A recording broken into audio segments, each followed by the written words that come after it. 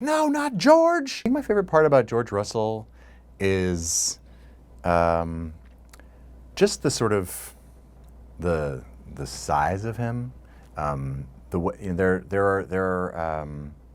are things that he invites out of me that I don't really bring in my normal life. I mean, he's a kind of, to be like a 19th century patriarch is to be physically and sort of vocally in the world in a way that I wouldn't be. It's a kind of masculinity that I would sort of feel weird about actually bringing in, representing myself with on a daily basis. But he demands it, and so that's, I don't know. It's an interesting thing to get to play with. I'm pretty sure I had the next script, so I didn't have that moment where I went, oh no, did I ask for too much in my contract negotiation? You know what I mean? But yeah, I was just excited because it didn't seem like the kind of thing that that the show would have done in the first season. I mean, we did have a violent death in the first season, but to take a kind of main character and really scare the audience that they were done for. Anyway, it just felt like, okay, we're going to go in new directions now as a show, and that was exciting. It was mostly people. It was exciting, you know. Most people were just like, "No, not George," you know, and that's I'm glad people wanted me not to be dead. Although there were some people who were like, "Oh, this is interesting, this is good. Let's get rid of George and see what happens to Bertha." Which, like, I see the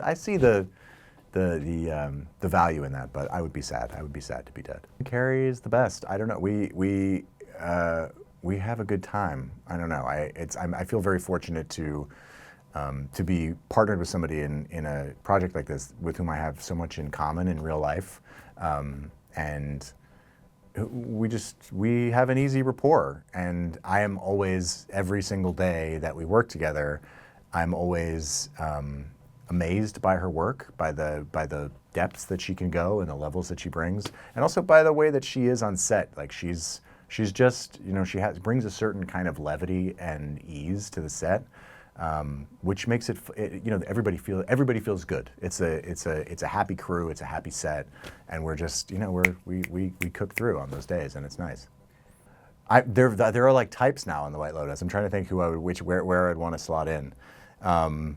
I guess I would be like either the miserable dad or I don't know, maybe I could be one of the, like, you know, sexy, dangerous thugs. They seem to have those. I think that's probably a more fun part, but I don't know, the miserable dad parts are actually pretty great. The task for us as actors, as the sort of marriage is falling apart, was to sort of fight for nuance in that process, because I think what we set up for the first 2 seasons was a relationship that really works. So 2 people really see each other, they really understand each other, they make space for each other, and they support each other in their lives. And so, while something like that is coming apart, we both wanted to see a kind of effort to, like, go back and find the thing that works between these 2 people. But I think the truth is that both of them are just so monomaniacally focused on their separate sort of ego-serving ambitions that they really lose track of each other. So, I mean, it's always, you know, it's fun to play conflict, but I think both of us were it was a little bittersweet, because there was something that I was very proud of, I think Carrie too, about making a good marriage that was still interesting. It wasn't, you know, it wasn't anodyne, it wasn't boring. It was 2 people who really, like, there was an exciting dynamic to their successful marriage. I mean, I truly have no idea. I have not heard even a rumor about what is going to happen. I hope that they find their way back to each other. I hope it's not easy. I hope they, you know, they struggle and get back to each other and kind of earn their way back to each other. But yeah, I think it would be hard for the show if they just completely diverge, if their lives completely diverge. It's hard for me to imagine that. I mean, I guess if they did that, maybe I would die. Maybe I would die, right? I would, you know, drink myself to death or jump off a roof or something like that. Because I don't think you can have, like, George's world, really. But I don't know. We'll see.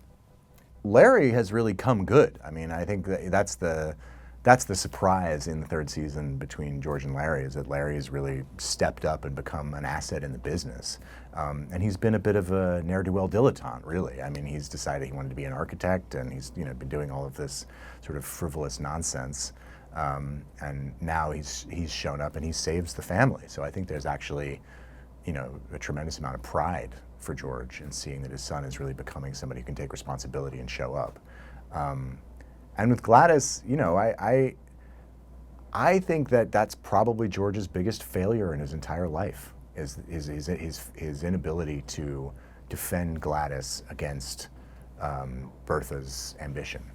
And I think it's I would imagine that at least some of the next season is going to be George figuring out how to deal with that, how to forgive himself for that. And Gladys has kind of had a happy ending. Things have actually turned out all right. But I think for George it doesn't matter, because he broke his promise to her that he would protect her, and he didn't. I mean, I think we had a Q&A last night after a screening of an episode, and the moderator was saying that the resonances with the present day kind of sneak up on you with this show. You're watching this thing and it feels very kind of cozy in some ways, and it's far away, and these people's lives are so different from ours. And then there are these moments where suddenly you realize that the echo of what our show is, of what's going on in our show in our present moment, is really clear. And so I think that's part of it, that it serves as a kind of jumping off point for thinking about the sort of inequities in our own world. But I also think Julian is just a master of the big canvas show, right? I mean, he creates this whole world, he peoples it with dozens of characters that you eventually come to know and care about, and he kind of keeps all those plates spinning. And I think he feels like, I mean, I'm speculating, I'm not articulating what Julian has said, but I think he feels like his job is to sort of offer the audience something pleasurable, right? He wants to give them a pleasurable experience. And, he's not trying to make it so they go to bed angry. He's not trying to make it so they're forced to face the ugliest parts of their own selves or their own lives. He's trying to give them an enjoyable experience. And I think, honestly, people are feeling pretty apocalyptic at the moment. So to have a thing that you can turn on for an hour that respects your intelligence but also isn't, rubbing your face in the awfulness of existence, I think it's nice. I think it's a good thing that people need. I think when people who know exactly what it takes to do what you're doing respect what you've done, I think that is kind of the highest honor. I think it's also when you're coming to when you're bringing a cast like we have that is as stacked with Emmy and Tony winners and future, Emmy and maybe Oscar winners as ours is, like, it's a little, you're cheating a little bit. Like, it's, you give that prize to Bernie Telsey and Adam Caldwell. Tons of people that I haven't shared much screen time with. Yeah, I mean, the other house, we never see them. Christine Baranski, Cynthia, but like Danae Benton's whole world, and now Felicia Rashad is in that world.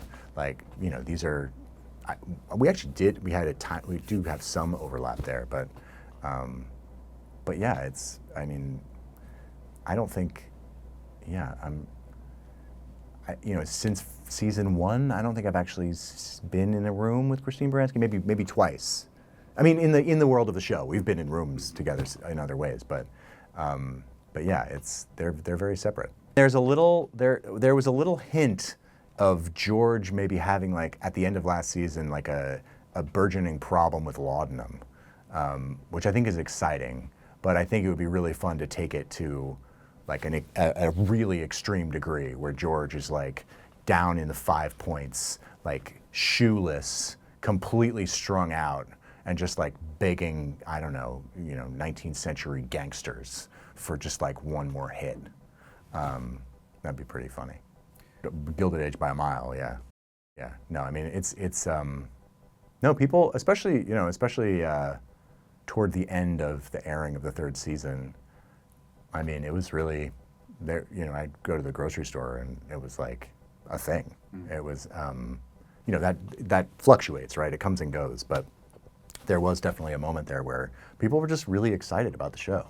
And that's It's nice. It's nice to feel. It's nice when, you know, people care when it's coming back. You know, it's good. It's a, you know, it's a fractured media environment, right? We're always talking about how it's hard to sort of capture a swath of the audience. But so when you feel like you have, it's incredibly fortunate, I think, as an actor these days.